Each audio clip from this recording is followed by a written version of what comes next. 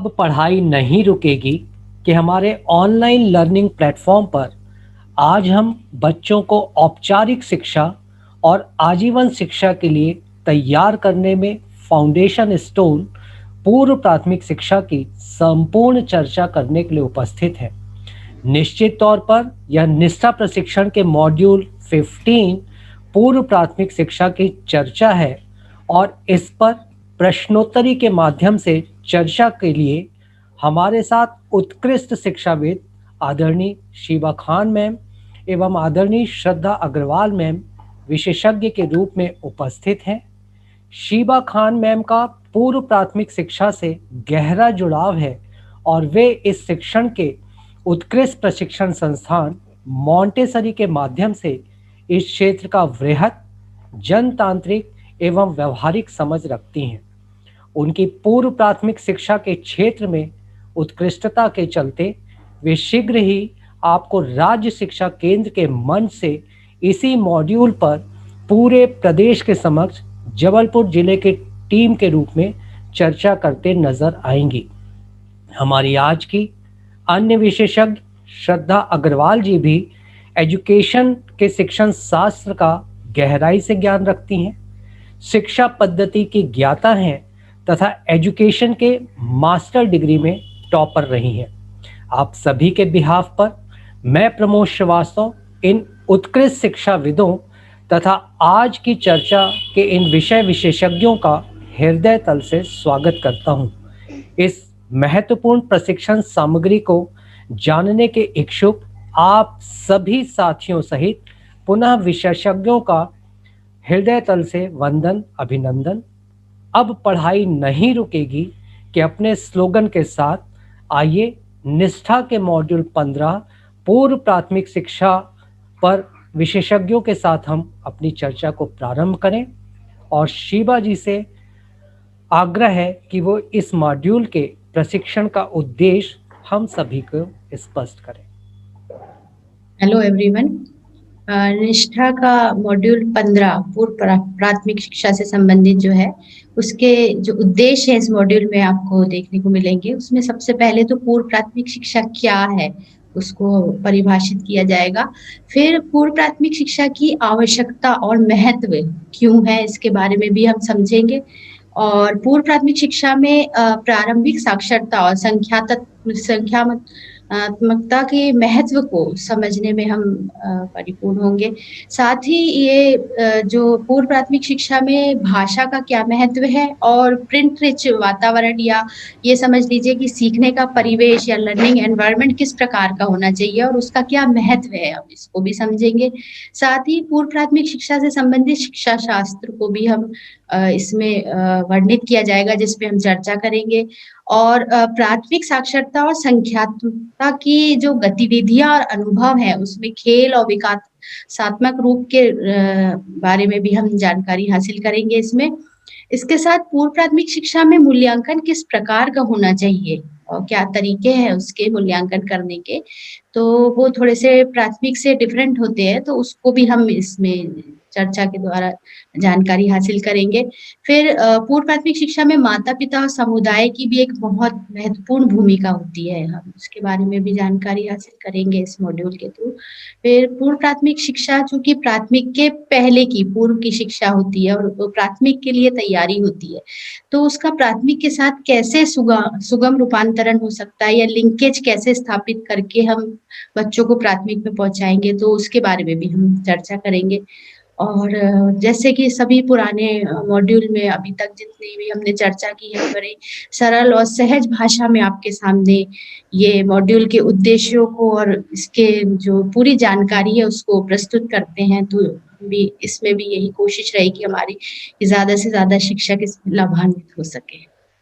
शीबा जी के साथ मॉड्यूल के बहुत ही बुनियादी समझ के बारे में हम उद्देश्य को जान रहे थे। इसी अपनी बुनियादी समझ को आगे बढ़ाने के लिए अब श्रद्धा जी से आग्रह है कि निष्ठा प्रशिक्षण का मॉड्यूल 15 जो कि पूर्व प्राथमिक शिक्षा पर आधारित है, इसकी प्रशिक्षण सामग्री की आउटलाइन के बारे में श्रद्धा जी कृपया आप बताइए। नमस्ते सभी को।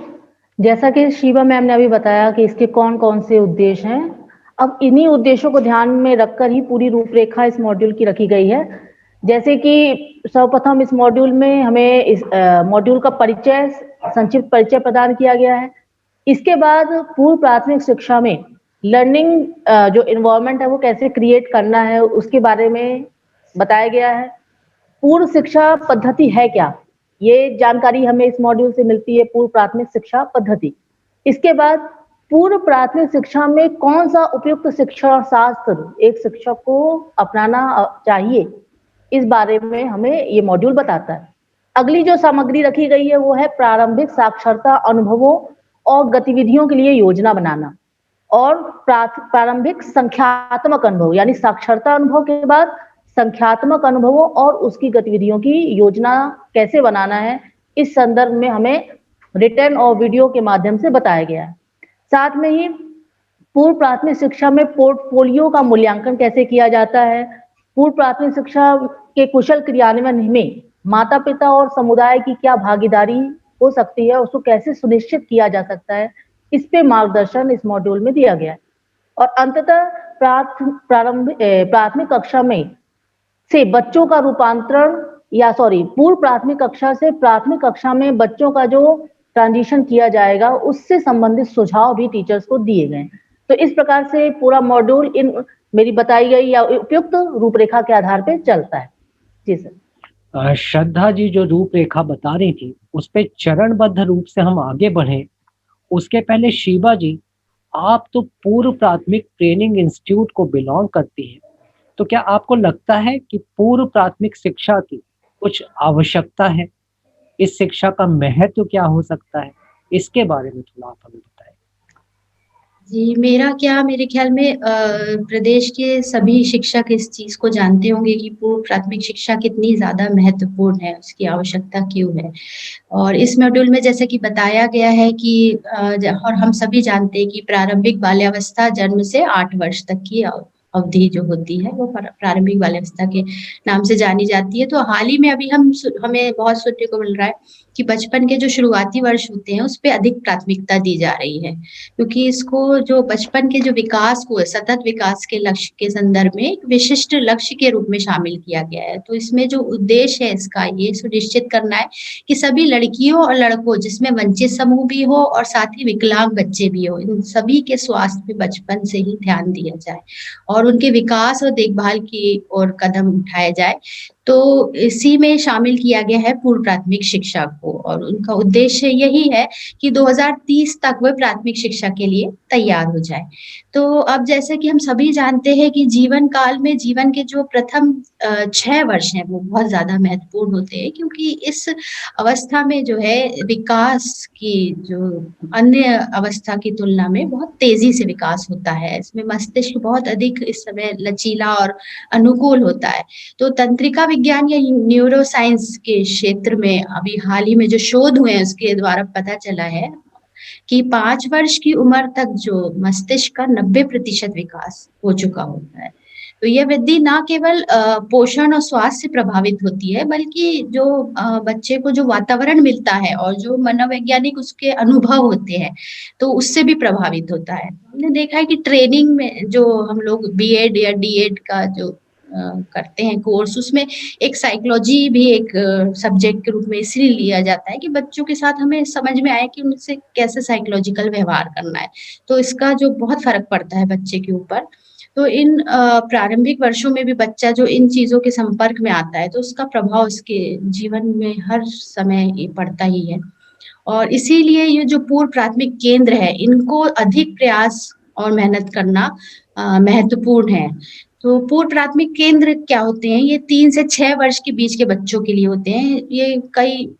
इसकी व्यवस्था को कई रूप में परिभाषित किया जाता है, जैसे आंगनवाड़ी है, बालवाड़ी है, नर्सरी है, प्री स्कूल है, प्री प्राइमरी है, एलकेजी, यूकेजी। जैसे आप बता रहे हैं कि शासकीय पूर्व प्राथमिक प्रशिक्षण संस्थान में मैं इतना साल का अनुभव है, तो वहाँ मैं देख रही हूँ कि बाल मंदिर के नाम से जाना जाता है हमारे यहाँ पूर्व प्राथमिक। और यहाँ पे जो प्री केजी और यूकेजी है उसको प्री केजी को बाल कक्षा और यूकेजी को कच्ची पहली के नाम से जाना जाता है। तो अलग-अलग नाम दिए जा सकते हैं इसको। भारत में भी पूर्व प्राथमिक जो शिक्षा है वो 3 क्षेत्रों में है। एक तो सरकारी, जैसा कि मॉन्टेसरी स्कूल है, फिर निजी है, गैर सरकारी संगठन है, इन सभी के द्वारा प्रदान की जाती है। तो सरकार में इसे मुख्य रूप से समेकित बाल विकास सेवा यानी आईसीडीएस के माध्यम से प्रदान किया जाता है, जिसे जनरली हम लोग आंगनवाड़ी के रूप में जानते हैं। और बड़ी संख्या में जो निजी पूर्व प्राथमिक केंद्र होते हैं वो आमतौर पे गैर सरकारी संगठन द्वारा संचालित होते हैं, जो कि हाशिए या वंचित समूह तबके से आने वाले जो बच्चे हैं उनको पूर्व प्राथमिक शिक्षा प्रदान करते हैं। तो अभी हम देख रहे हैं कि वर्ष 2017-18 में कक्षा 1 से पहले की जो पूर्व प्राथमिक शिक्षा को मानव संसाधन विकास मंत्रालय द्वारा समग्र शिक्षा के तहत स्कूली शिक्षा में जोड़ दिया गया है। तो और अभी हम नई शिक्षा नीति में भी देख रहे हैं कि 1500 स्कूल खुलने की तैयारी चल रही है पूर्व प्राथमिक से संबंधित। तो इसका क्या महत्व है पूर्व प्राथमिक शिक्षा का? तो पूर्व प्राथमिक शिक्षा जो होती है उससे बच्चे की सामाजिक, भावनात्मक, संज्ञानात्मक और शारीरिक आवश्यकताओं के बारे में ध्यान देते हुए ये समग्र विकास पर भी जोर देती है, जो आगे चलकर आजीवन सीखने और सबका ध्यान रखने के लिए एक ठोस आधार प्रदान करती है। इसमें जो शिक्षा देने का मेथड होता है वो गैर औपचारिक होता है, मतलब हमारे प्राथमिक माध्यमिक इनसे थोड़ा डिफरेंट होता है। ज्यादातर प्ले वे मेथड होता है और गतिविधि आधारित उसमें दृष्टिकोण का उपयोग करके शिक्षा प्रदान की जाती है। फिर अगर पूर्व प्राथमिक शिक्षा का प्रदर्शन अच्छा बेहतर रहता है, यानी रिटेंशन रेट जो रहता है वो अग्रणी यानी प्राथमिक कक्षाओं में सुगम रूपांतरण के लिए, या दूसरे शब्दों में कह सकते हैं ट्रांजिशन भी सुनिश्चित करता है। तो इसमें जो भाषा है, भाषा में सुनना, बोलना, पढ़ना, लिखना और संख्यात्मकता शामिल रहती है।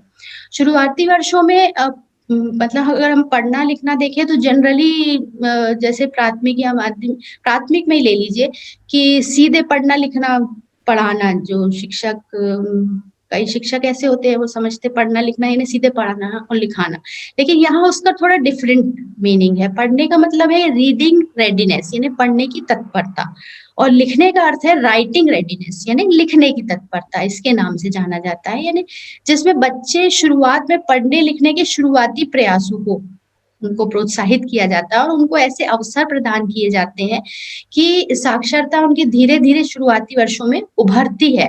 तो बच्चे उसमें पढ़ना लिखना को इस ढंग से लेते हैं कि टीचर की बात को रिपीट करना या टीचर की एक्टिविटीज को देखते हुए सीखना या उनको सुनना, फिर उसको दोहराना, फिर जो उनके वयस्क उनको प्रोत्साहित करते हैं उसके द्वारा जो सीखते हैं।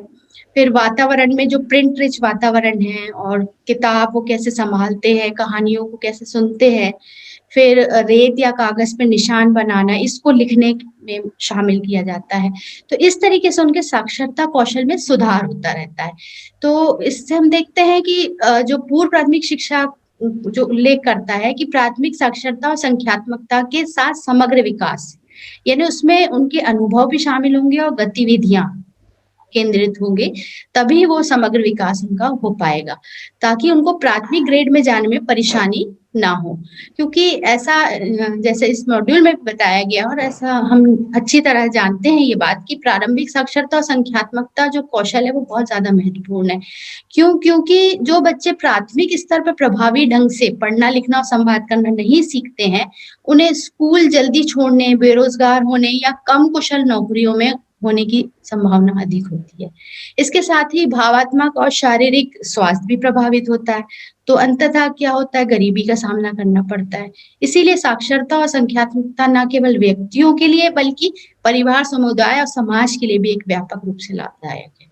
और इस पूर्व प्राथमिक शिक्षा में एक बहुत महत्वपूर्ण चीज है कि इसमें माता पिता का भी शामिल होने का बहुत अधिक आवश्यकता महसूस की गई है। और हमने देखा है कि जहाँ माता पिता शामिल होते हैं तो बच्चों के विकास में और अधिक सफलता प्राप्त होती है। पूर्व प्राथमिक शिक्षा का महत्व शिवा जी आपने बहुत ही अच्छे तरीके से बताया, और शायद इसीलिए यह स्टेटमेंट है कि पूर्व प्राथमिक शिक्षा बच्चों को आजीवन शिक्षा के लिए तैयार सबसे महत्वपूर्ण रोल अदा करती है। एक अनुभव हम सबका यह भी है कि बच्चे विभिन्न तरीके से सीखते हैं। तो मॉड्यूल में आगे बढ़ते हुए श्रद्धा जी से जानते हैं कि जब बच्चे विभिन्न तरीके से सीखते हैं तो क्या पूर्व प्राथमिक कक्षा में प्री डिजाइन्ड कोई गतिविधि क्षेत्र होने चाहिए? यदि हाँ, तो किस प्रकार के ये गतिविधि क्षेत्र बनाए जा सकते हैं? जी सर। जैसा अभी आपने कहा कि जो बच्चे पूर्व प्राथमिक कक्षाओं में सीखते हैं, वो निश्चित तौर पर उनके आजीवन सीखने के लिए बहुत आवश्यक होता है, या आजीवन जो सीखते हैं या औपचारिक जो सीखना उनका शुरू होता है, उसकी बुनियाद प्री प्री प्राथमिक कक्षाओं से शुरू होती है। अब ये कैसे प्रारंभ हो, इसके लिए हमें ये बात को ध्यान में रख के चलना चाहिए कि जो हर बच्चा है वो अपने आप में विशिष्ट है और बच्चे डिफरेंट तरीकों से सीखते हैं। तो इस चीज को ध्यान में रखते हुए, यानी विभिन्नता को ध्यान में रखते हुए, हमें कक्षा का जो एनवायरनमेंट है वो ऐसा रखना चाहिए कि बच्चों को कई तरीके से लर्निंग सेंटर प्राप्त हो और वो अपनी रुचि के अनुसार उन सेंटर में जाकर के अपने अनुसार सीखने की क्रिया में संलग्न हो सकें। तो इसके लिए कुछ सेंटर जो इस मॉड्यूल में सुझाए गए हैं, जैसे कि पढ़ने का क्षेत्र, यानी किताबें जहाँ पर कक्षा का कोई ऐसा कोना या कोई ऐसा हिस्सा जहाँ पर बच्चों की पसंद की, उनकी आयु के अनुसार, उनकी रुचि के अनुसार पुस्तकें उपलब्ध हों। हालाँकि वो उनको पढ़ने में भले सक्षम ना हो, लेकिन उनके देखना, उसको क्या कहते हैं, उसके प्रिंट देखना, उसके चित्रों को देखना उनको अवश्य ही लुभाएगा। इसी तरीके से गुड़िया के साथ खेलने का क्षेत्र, जो कि बच्चों का कहा जाए कि खेलना तो उनका स्वभाव ही होता है, तो यह क्षेत्र भी उनके लिए रखा जाए। डिस्कवरी या विज्ञान का क्षेत्र है, ब्लॉक बिल्डिंग क्षेत्र, गणित से संबंधित क्षेत्र, कला क्षेत्र और संगीत क्षेत्र। ये कुछ ऐसे क्षेत्र हैं जो कि कक्षा में निर्मित किए जा सकते हैं। हालाँकि कई बार कक्षाओं में उतनी जगह नहीं होती है कि सभी क्षेत्र एक साथ निर्मित किए जा सकें। तो इसलिए एक शिक्षक को एक रूटीन के हिसाब से उसको अलग-अलग दिनों में या कुछ दिनों के अंतराल पर 2 या 3 क्षेत्र कक्षाओं में वो निर्मित कर सकता है, जिससे हर बच्चे को हर क्षेत्र में कार्य करने का मौका मिलेगा। अब कुछ और बातों का भी हमें ध्यान रखना चाहिए, जैसा कि जो बच्चे होते हैं, उनको जो ये हम सीखने का मौका दे रहे हैं, वो उनमें एक ठोस अनुभव का सृजन करता है। मतलब ये उनके लिए एक कहा जाए कि वास्तविक अनुभव है जिसको वो महसूस करते हैं और ये उनकी सीखने की क्रिया के लिए बहुत ही लाभकारी होता है। साथ ही जो बच्चे आते हैं, वो हमारे उनके लिए खेलने की, जैसे मैंने बताया कि खेलना एक स्वाभाविक उनका गुण है, तो इन क्षेत्रों के माध्यम से उनको खेलने के भी पर्याप्त अवसर मिलते हैं और सभी बच्चे एक-दूसरे के साथ जब खेलते हैं, तो निश्चित रूप से उन्हें बहुत कुछ सीखने का भी मिलता है। बच्चों को बोलने के लिए भी हमें बहुत ही प्रोत्साहित करना चाहिए, खासकर उनको अपनी भावनाओं को व्यक्त करने का बहुत अवसर देना चाहिए, क्योंकि सामाजिक विकास के साथ-साथ बच्चों का भावनात्मक विकास भी होता है। यानी इस स्तर पे उनका सामाजिक, भावनात्मक, सृजनात्मक, संज्ञानात्मक सभी प्रकार के विकास के चरणों से वो गुजरते हैं।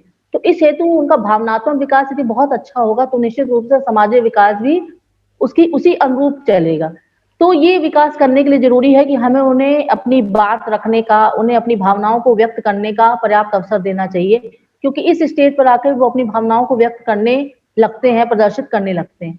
तो ये चीज़ भी हमें शिक्षक को ध्यान रखनी चाहिए कि उन्हें हमें पर्याप्त अवसर दें, ताकि उनमें स्वस्थ आदतों का विकास हो सके। साथ ही बहुत से संज्ञानात्मक कौशल डेवलप करना चाहिए, जिससे जैसे कि गणित की संक्रियाएँ वो कर सकें और उनका तार्किक जो क्षमता है, वो डेवलप हो। अब क्योंकि प्री प्राथमिक स्टेज पे साक्षरता का भी शुरुआत की जाती है, बच्चों में साक्षरता विकास भी की जाती है, तो बच्चों को ऐसा प्रिंट माध्यम दिया जाए, ऐसा प्रिंट युक्त वातावरण प्रदाय किया जाए और ऐसी गतिविधियां सृजित की जाएं कि उनमें शाब्दिक जो कहा जाए क्षमता है, वर्णों की क्षमता है, ध्वनात्मक क्षमता है, वो अच्छे से विकसित हो और साथ में उनको प्रयोग करने और गतिविधि करने के हम जब अवसर देंगे, तो उनमें कहा जाए कि सृजनात्मकता का गुण भी अपने आप ही डेवलप होगा। तो इन तरीकों से हम पूर्व प्राथमिक कक्षा में जो हमारे बच्चे होते हैं, जो कि अपने अध्ययन की प्रथम श्रेणी में हैं, उनको हम बहुत अच्छे से मार्गदर्शन दे सकते हैं और उनको रुचिकर वातावरण देते हुए बहुत अच्छे से कार्य करने के लिए प्रेरित कर सकते हैं। जी सर। श्रद्धा जी की चर्चा के साथ ही शिवा जी, मन में एक प्रश्न आ रहा है कि पूर्व प्राथमिक कक्षा के बच्चे ये तो 3 से 6 वर्ष के होते हैं, तो इतने छोटे बच्चों के लिए कक्षा में लर्निंग एनवायरनमेंट किस प्रकार क्रिएट कर सकते हैं? जी, इतने छोटे बच्चों के लिए तो लर्निंग एनवायरनमेंट है वो सबसे ज़्यादा इम्पोर्टेंट होता है। तो जैसे इस मॉड्यूल में इसको रुचि का क्षेत्र या इंटरेस्ट एरियाज़ या लर्निंग सेंटर इसके रूप में बताया गया है, जिसको कहा गया है कि कक्षा के भीतर का वह क्षेत्र है जहाँ बच्चों को विशिष्ट विकास से संबंधित गतिविधियों को करने के लिए पर्याप्त सामग्री मिलती है। मतलब वो वहाँ खेलते हैं और अपनी पसंद की गतिविधियों में संलग्न होते हैं। तो सबसे इसमें महत्वपूर्ण है कि ये जो रुचि के क्षेत्र है वो इस तरीके से डिज़ाइन किए जाने चाहिए, बहुत ज़्यादा सावधानी के साथ। मतलब उसमें जैसे कक्षा में ऐसे स्थान पे बनाना चाहिए रुचि के क्षेत्र, जिसमें कमरे का वो हिस्सा हो शिक्षक को आसानी से दिखाई दे। यानी एक तो बच्चों की सुरक्षा के हिसाब से भी ये सही है कि शिक्षक पूरे टाइम उन बच्चों को निगरानी में रखे और देखें कि वो सुरक्षित हैं। दूसरी बात ये है कि जैसे मान लीजिए कक्षा बहुत छोटी है, तो यहाँ पे लगभग जैसे मैडम ने अभी बताया करीब 8 क्षेत्र के बारे में बताया, तो लगभग 4 क्षेत्र की व्यवस्था हमने अगर उस कक्षा में कर दी है, उसके 15 दिन बाद फिर रोटेशन में फिर अगले 4 जो क्षेत्र हैं उसकी व्यवस्था कर दी जाए, ताकि कक्षा में हर गतिविधि को स्थान मिले और बच्चा जो है हर प्रकार के क्षेत्र से परिचित रहे और उनको गतिविधियाँ करने का मौका मिले। तो जैसे अभी श्रद्धा मैडम ने जो क्षेत्रों के बारे में बात की, तो उसी को थोड़ा-सा डिस्क्राइब करते हुए बताऊँगी कि पहला जैसे पुस्तकालय या साक्षरता का क्षेत्र ले लीजिए, तो इसमें हालाँकि बच्चे कई बार ऐसा होता है पढ़ नहीं सकते, लेकिन कम से कम वो चित्र देखकर अट्रैक्ट होते हैं और वही जो हम रीडिंग रेडीनेस की बात कर रहे थे कि पढ़ने की तत्परता, उनके अंदर ये रुचि, उनके अंदर ये वो आना चाहिए कि बच्चे पढ़ाई के लिए प्रेरित हों। तो उसके लिए हम बहुत सुंदर-सुंदर चित्र वाली पुस्तकें रख सकते हैं, कहानी की हो सकती हैं वो। और इसके अलावा स्थानीय लोक कथाओं की भी पुस्तकें रख सकते हैं, विषयगत पुस्तकें रख सकते हैं, कुछ पत्रिकाएँ रख सकते हैं, कॉमिक्स रख सकते हैं, जिन शुरू में बच्चे सिर्फ़ चित्र देखकर आकर्षित होंगे और बाद में उन्हें लगेगा कि जब शिक्षक उसमें जैसे इस मॉड्यूल में मैडम ने एक अपनी गतिविधि में बताया कि वो उँगली रखकर पढ़ती हैं, तो उससे बच्चों को समझ में आता है कि किस ढंग से पढ़ा जाता है और आगे जाके पढ़ने के लिए एक वो तरीका वो सीख लेते हैं। फिर दूसरा जैसे क्षेत्र की बात किया गुड़िया का क्षेत्र या नाटकीय खेल क्षेत्र। अब इतने छोटे बच्चे हैं जहाँ हम बात कर रहे थे 3 से 6 वर्ष की, तो उनका खेल में ज़्यादा रुचि रहती है। तो हमें बच्चे को जो है स्कूल का एनवायरनमेंट ऐसा रखना है कि उसे ये ना लगे हम परिवार से अलग हैं। कुछ ऐसी गतिविधियाँ शामिल होना बहुत ज़रूरी है जिसमें उन्हें लगे कि उनको बहुत मज़ा आ रहा है, वो वहाँ रुकने के लिए प्रेरित हो और उनको अच्छा लगने लगे और जो शिक्षा उनको मिले वो खेल-खेल में ही मिल जाए। तो ये गुड़िया का क्षेत्र इस अगर हिसाब से देखा जाए तो बहुत ही इम्पोर्टेंट है। इसमें विभिन्न प्रकार की गुड्डे-गुड़िया भी रख सकते हैं, फिर गुड़िया के आकार के फर्नीचर, कपड़े रखे जा सकते हैं, फिर गुड़िया के आकार के खाना पकाने के बर्तन और सब्जियाँ छुई मिट्टी से बने फल जो कि बच्चों से ही छुई मिट्टी से बनवा सकते हैं, वो भी उसमें शामिल किए जा सकते हैं। छोटे कपड़े रख सकते हैं, उनके जैकेट वगैरह, छोटी साड़ी, ऐसे बहुत सी गुड़िया से संबंधित चीज़ें रख सकते हैं और सबसे महत्वपूर्ण है कि वहाँ एक दर्पण भी रखी जाए और कंघी भी रखा जाए। आप मोंटेसरी शाला में अगर आप आएँगे तो बाल कक्षा अगर आप देखेंगे तो वहाँ पे एक दर्पण भी मिलेगा, एक ऐसा स्थान जहाँ पे और कंघी भी रखी मिलेगी। तो ये भी बहुत महत्वपूर्ण है रखना, ताकि बच्चे अपने आप को व्यवस्थित भी कर सकें। फिर हम तीसरे क्षेत्र की जैसे बात कर रहे थे विज्ञान का क्षेत्र जिसे डिस्कवरी क्षेत्र भी कहा गया है। तो इसमें क्योंकि बहुत ही छोटे बच्चे हैं, अब विज्ञान के क्षेत्र में क्या कर सकते हैं, तो छोटी-छोटी ऐसी चीज़ें रख सकते हैं जैसे रैंप रख दिया, पहिए रख दिए, मैग्नीफाइंग ग्लास हो गए, गोले, पौधे, बीज, मैग्नेट और लोहे का बुरादा, तराजू और वज़न, माप, टेप या किसी और स्थानीय रूप से उपलब्ध सामग्री से सुसज्जित होना चाहिए। अब इसमें बच्चे अगर शिक्षक उससे कुछ क्रिया करते हैं, तो बच्चे देख के सीखते हैं, वो जीवन में हमेशा उनके काम आएगा कि हाँ, ये हमारी टीचर भी इसका उपयोग करती थी और शायद इसका ऐसा उपयोग है, तो वो आगे जाके उनको ये प्रैक्टिकल करने में और प्राथमिक में और आगे की कक्षाओं में उनको मदद मिलेगी कि इन सब चीज़ों का क्या उपयोग हो सकता है। फिर साथ ही चूँकि हम प्राथमिक के लिए तैयारी ही करवा रहे हैं या पूर्व प्राथमिक में, तो ये सब चीज़ों का बच्चे अगर सिर्फ़ शिक्षक को भी उपयोग करते देखते हैं या खुद भी उसमें शामिल होते हैं, तो जो हम 90% ब्रेन की बात कर रहे थे, तो इतना बच्चा इस विज्ञान के क्षेत्र में भी काफ़ी जानकारी हासिल कर लेगा। फिर हम अगले क्षेत्र की बात कर रहे थे ब्लॉक बिल्डिंग क्षेत्र, तो इसमें विभिन्न प्रकार के रंग और आकृति और आकार के बहुत सारे ब्लॉक्स रखे जा सकते हैं, जैसे यूनिफिक्स ब्लॉक हो गया, इंटरलॉकिंग ब्लॉक, तो ये सब शामिल किया जा सकता है। इसके अलावा अगर स्कूल चाहे तो अपने हिसाब से कुछ अलग तरह के लकड़ी के और भी ब्लॉक्स बना सकते हैं। फिर इसके अगला क्षेत्र है गणितीय या जोड़-तोड़ या मैनिपुलेटिव क्षेत्र। इसमें पज़ल से संबंधित सामग्री को स्थान दिया जा सकता है, जैसे मिलान कार्ड हुआ, धागा और माला हुए। जोड़-तोड़ वाले खिलौने जैसे कार, ट्रक, जानवर, इसको पज़ल रहता है, उसको सेट करके बच्चों को बनाना रहता है। फिर पर्यावरण में पाई जाने वाली अन्य वस्तुएँ, तो ऐसी बहुत सी चीज़ें शामिल की जा सकती हैं, जिससे बच्चों का तार्किक दृष्टिकोण विकसित होगा। इसके अलावा महत्वपूर्ण है कला का क्षेत्र, तो कला के क्षेत्र में हम रख सकते हैं, कागज़ रख सकते हैं, क्रेयॉन, पेंसिल, मार्कर, स्लेट, रंगीन चॉक, कपड़े के टुकड़े, पेंट ब्रश, टेप, क्ले आटा यानी छुई मिट्टी रख सकते हैं, या आजकल क्ले जो आता है बाज़ार में मिलता है रेडीमेड, उसको भी शामिल किया जा सकता है। पुराने समाचार पत्र रख सकते हैं, जिससे बच्चे कटिंग करके कुछ नया क्रिएटिव नाव वगैरह, पंखे ये सब बना सकते हैं।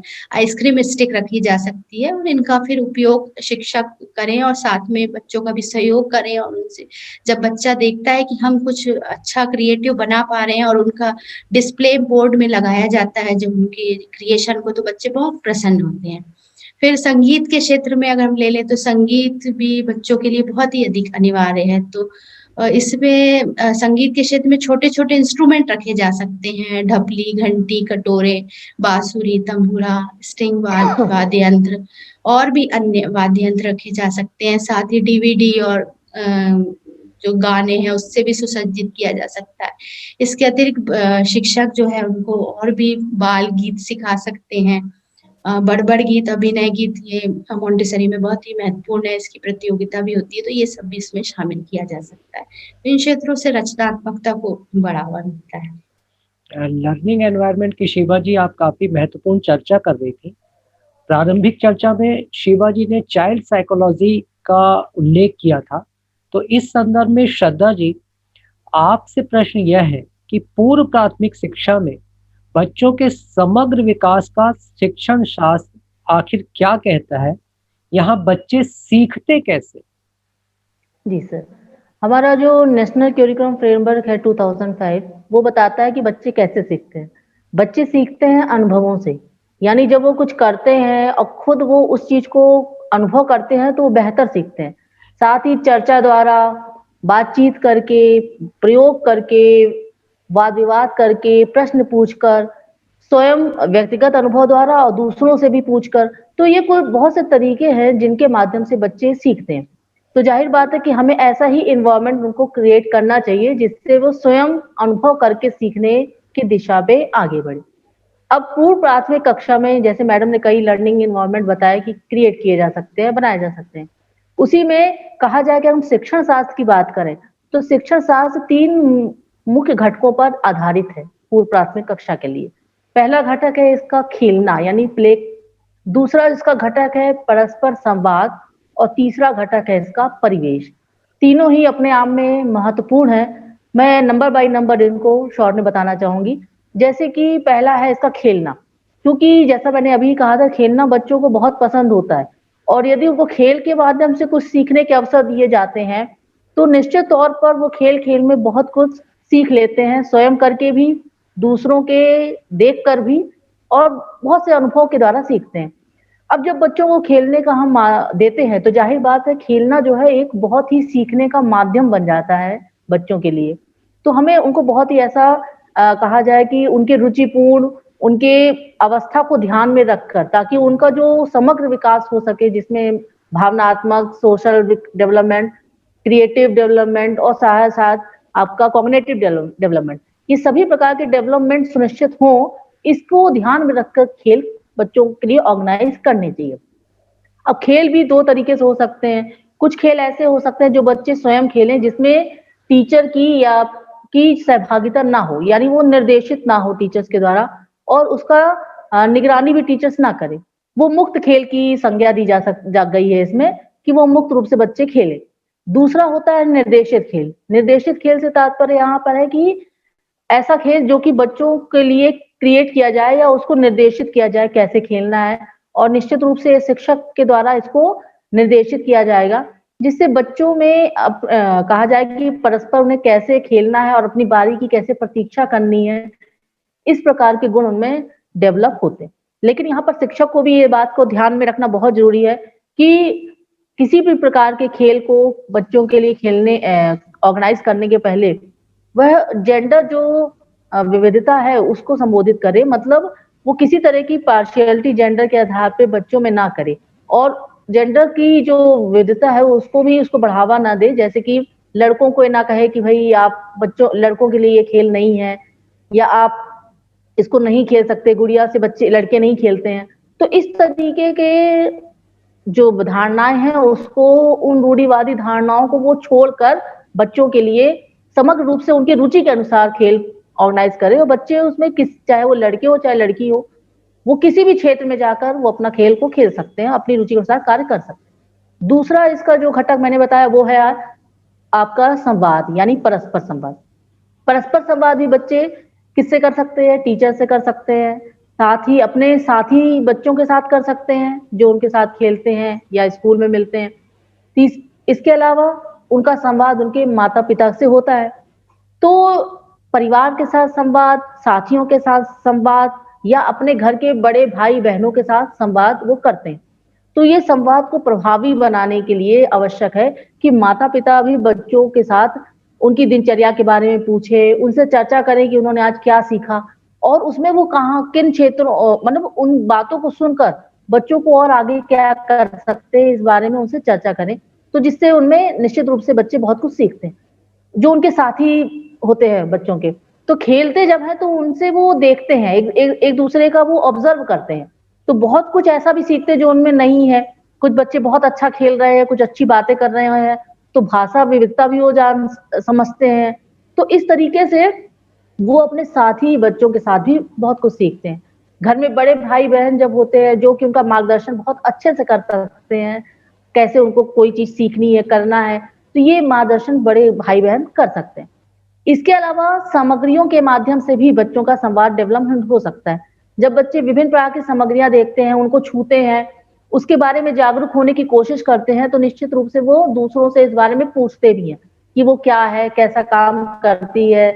तो जब वो ऐसी बातें करते हैं तो बहुत ज्यादा उनको उस चीज के बारे में जानकारी भी मिल जाती है, और वो उस चीज को शामिल अपनी कहा जाए कि उनकी लर्निंग बहुत अच्छी हो जाती है। इसके अलावा तीसरा जो इसका माध्यम है वो है परिवेश। परिवेश का तो बहुत महत्व है। जैसा कि अभी 7 एनवायरनमेंट के बारे में हम लोग चर्चा कर रहे थे, तो ये भी तो एक परिवेश का ही तरीका, परिवेश को अच्छा बनाने का एक माध्यम है। बच्चा स्कूल में जब पढ़ता है तो उसको ऐसा एनवायरनमेंट मिले जो कि उसके सीखने के लिए सपोर्टिव हो, उसको मोटिवेट करे, और खासकर उसकी रुचि का और उम्र के अनुसार हो।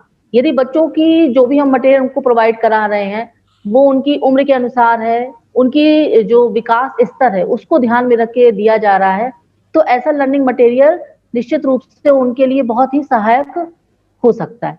तो वो टीचर्स को एक ऐसा परिवेश क्रिएट करना चाहिए स्कूल में जहां बच्चा सुरक्षित भी महसूस करे, और ये एक वातावरण ऐसा हो जिसमें वो आनंदपूर्ण रहकर अपने पढ़ाई को, अपनी जो सीखने की जो गति है उसको बढ़ा सके।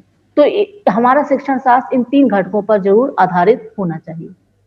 जी सर। शिवा जी, एक बहुत ही महत्वपूर्ण प्रश्न आपके लिए है, और वह यह कि बच्चों के विकास के आयाम तथा उन्हें विकसित करने की गतिविधियां क्या हो सकती है?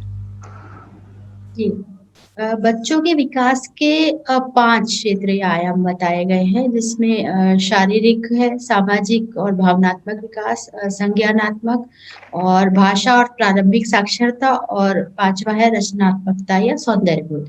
ये जो पांचों क्षेत्र है ये आपस में जुड़े हुए हैं, और ये इस बात का संकेत देते हैं कि बच्चे प्रारंभिक शिक्षा में सामंजस्य स्थापित कर पाएंगे। यानी कि ये जो पूर्व प्राथमिक शिक्षा में अगर इस तरह की पाठचर्या को ये क्षेत्रों को शामिल कर लिया जाए, और पाठचर्या में इसको इस तरीके से ढाला जाए तो इससे मदद मिलेगी कि बच्चों जो प्रारंभिक कक्षा है उसके लिए तैयार हो पाएंगे। तो इसमें एक-एक करके मैं ये क्षेत्रों के बारे में बताती हूँ आपको। जैसे पहले जो है शारीरिक विकास के लिए गतिविधियाँ, तो आप जैसे समझते हैं कि शारीरिक विकास के लिए सबसे ज़्यादा महत्वपूर्ण खेल होते हैं। तो इसमें जो बाह्य खेल है जैसे दौड़ना, कूदना, फेंकना, ये इस तरीके के खेल लिए जा सकते हैं जो उनकी आयु और विकासात्मक रूप से भी उपयुक्त हो, तो ऐसे उनको अवसर मिलने चाहिए और इस तरीके के खेल हम खिला सकते हैं। साथ ही अंदर खेले जाने वाले खेल भी हो सकते हैं जैसे कि ब्लॉक प्ले हो गया, जोड़-तोड़ या मैनिपुलेटिव प्ले की बात हो गई। पेंटिंग या कोई भी कला की भी गतिविधियाँ हो गई, पेंट ब्रश या क्रेयॉन से जो बच्चे कलर करते हैं। तो इन गतिविधियों से बच्चों की मांसपेशियों का विकास होता है और बच्चों की रचनात्मकता और कल्पना शक्ति भी पोषित होती है। साथ ही आँख और हाथों का समन्वय को भी ये सुदृढ़ करती हैं ये सब गतिविधियाँ।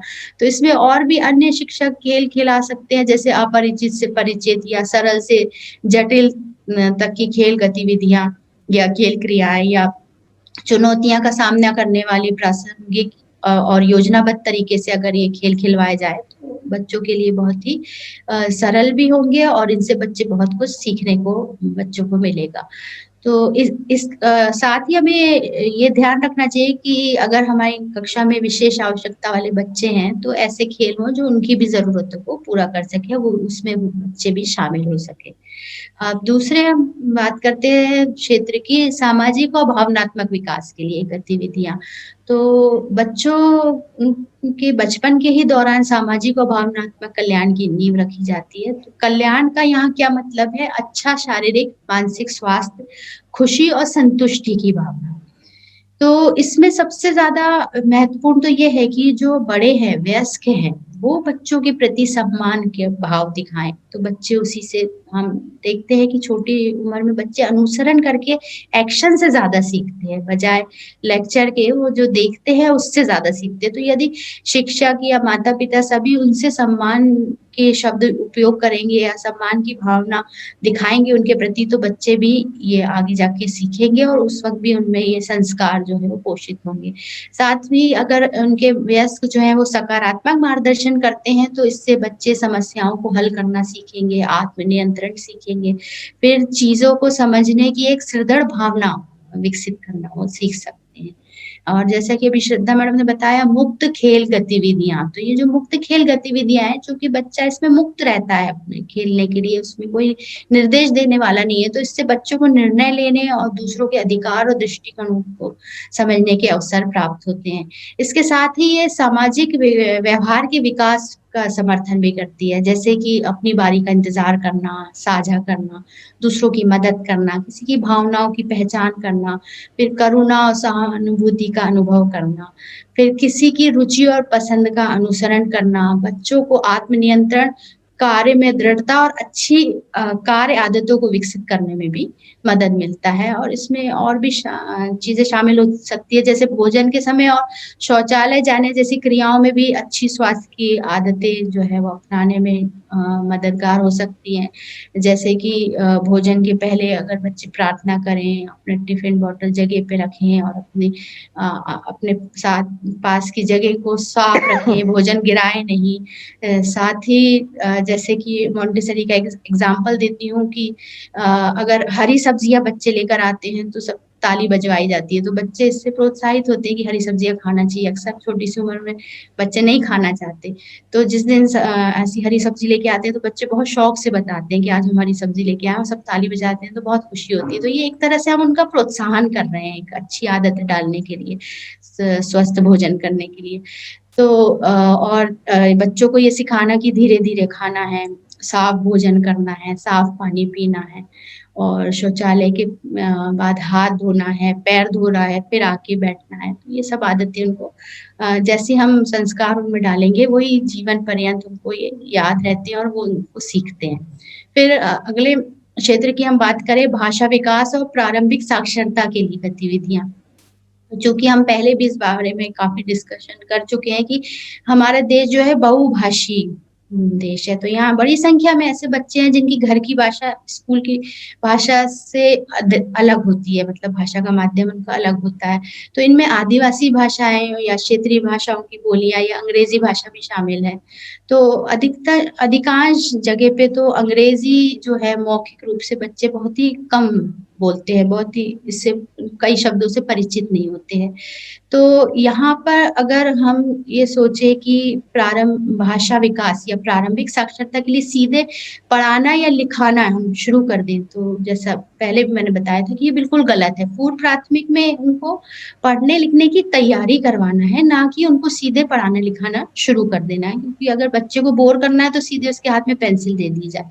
अभी हमें उससे पेंसिल पकड़ने की तैयारी करवाना है, उसको ये देखना है कि बच्चे की पढ़ने में रुचि आ रही है कि नहीं, वो उन शब्दों से परिचित होना चाहता है कि नहीं, ये तैयारी पूर्व प्राथमिक में बहुत ज़्यादा ज़रूरी है। तो इसके लिए जो है वो तैयारी जो वातावरण जो है वो कक्षा का ऐसा परिवेश ऐसा बनाया जाए कि बच्चे जो है संवाद शिक्षक का सुने, उनको उसमें रुचि मिले, उनको साक्षरता का माहौल देना है हमें।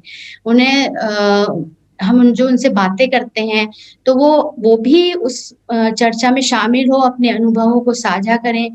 फिर उनको हम पर्याप्त ऐसे अवसर भी दें कि वो बेझिझक होकर अपनी बात को कह पाएँ। ये ना हो कि वो हम एक तनाव वाला माहौल अगर कक्षा में बनाते हैं या आलोचनात्मक रवैया अपनाते हैं, तो बच्चे सहज नहीं हो पाएँगे हमारे साथ।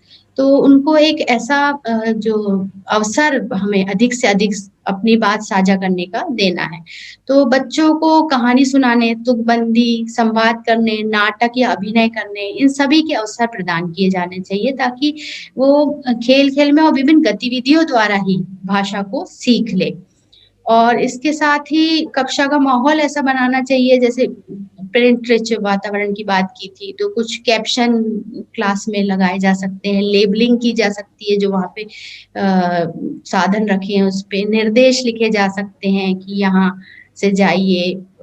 बगीचे में भी इस तरह के निर्देश लिखे जाते हैं जैसे फूल तोड़ना मना है।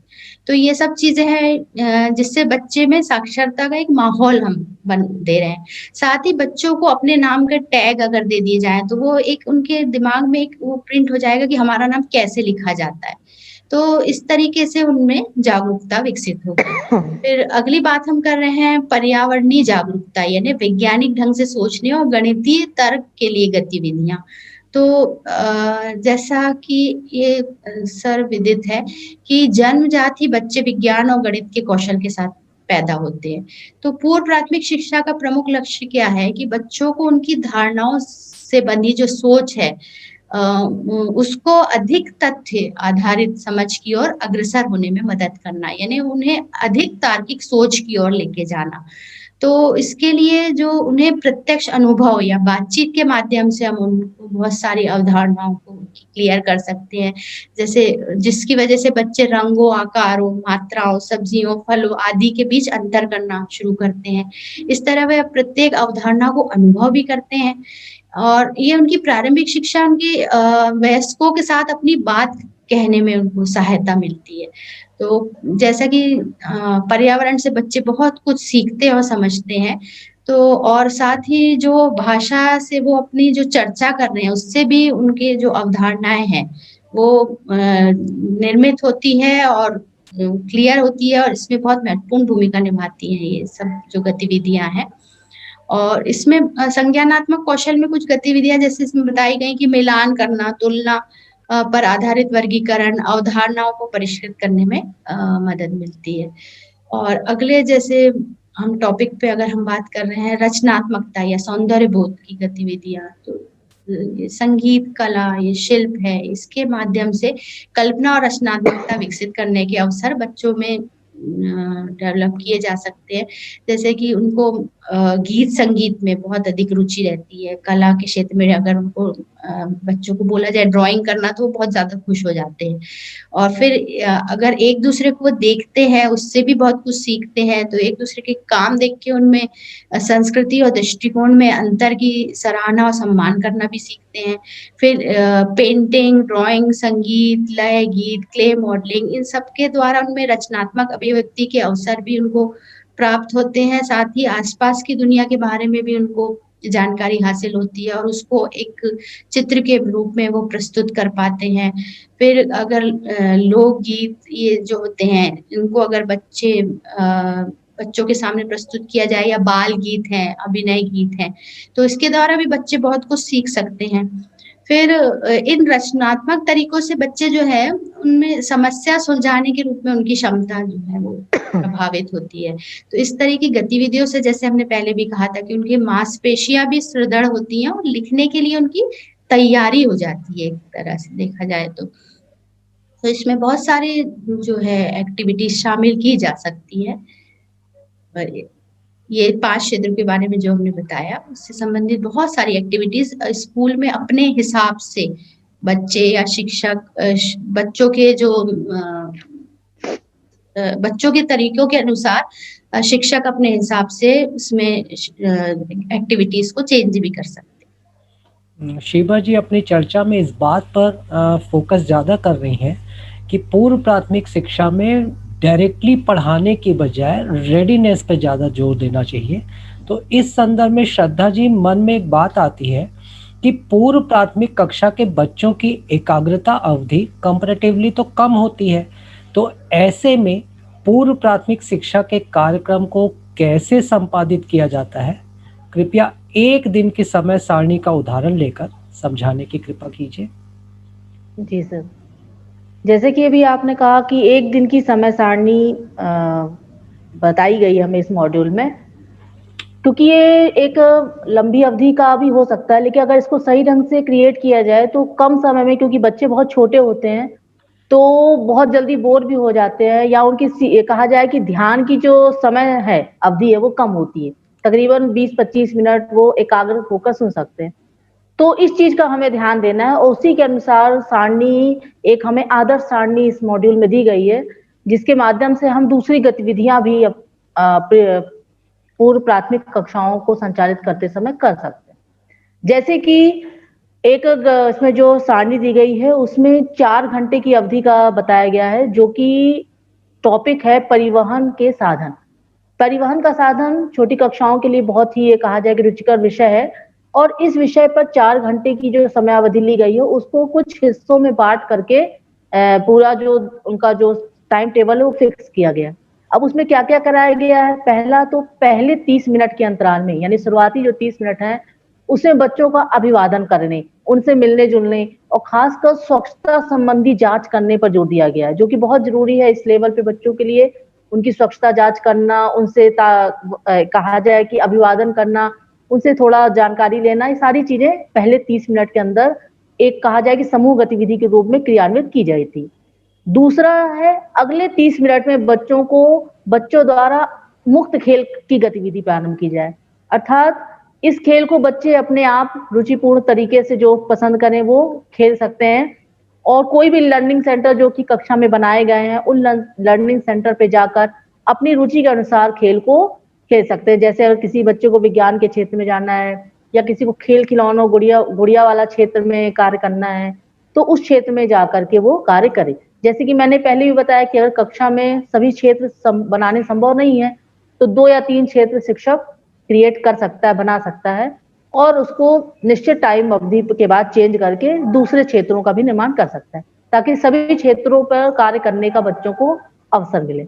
इसके बाद अगला जो है 15 मिनट का समय, वो रखा गया है सर्कल टाइम, यानी एक साथ घेरा बनाकर बच्चों को आपस में वार्तालाप करने का मौका दिया जाए, जिसमें बच्चे एक दूसरे से अपने दिन की दिनचर्या बता सकते हैं, वो कैसे आए, क्या उनके मतलब कुछ भी अपने बारे में वार्तालाप करने का उन्हें अवसर दिया जाए। चाहे वो शिक्षक से भी वार्तालाप कर सकते हैं और अपने अन्य बच्चों के साथियों के साथ वो चर्चा करें। कुल मिला के ये एक प्रकार से खुशनुमा माहौल या कहा जाए कि बच्चों को आगे पढ़ने के लिए तैयार करने जैसा है। इसके बाद अगले 15 मिनट जो है, वो निर्देशित बातचीत के लिए है, जो कि शिक्षक एक बड़े समूह से शुरू कर सकते हैं। अब क्योंकि हमारा टॉपिक परिवहन के साधन पर था, तो शुरुआत यहाँ से होती है कि जो शिक्षक है वो बच्चों को एक कोई गीत के माध्यम से परिवहन के बारे में बताए। एक साधारण चर्चा बच्चों से करे कि आप इस विद्यालय, आप जो सेंटर तक आए हो, केंद्र तक आए हो, वो कैसे आए हो? कौन से आपने परिवहन का साधन का उपयोग किया है? और आपके माता-पिता अगर वर्किंग है, काम पे जाते हैं, तो वो किन तरीकों से, कौन से परिवहन के साधनों का ज़्यादा उपयोग करते हैं अपने गंतव्य स्थान तक पहुँचने के लिए। तो इन छोटे-छोटे प्रश्नों को लेकर के एक परिवहन के साधन टॉपिक के लिए एक एनवायरनमेंट क्रिएट किया जा सकता है।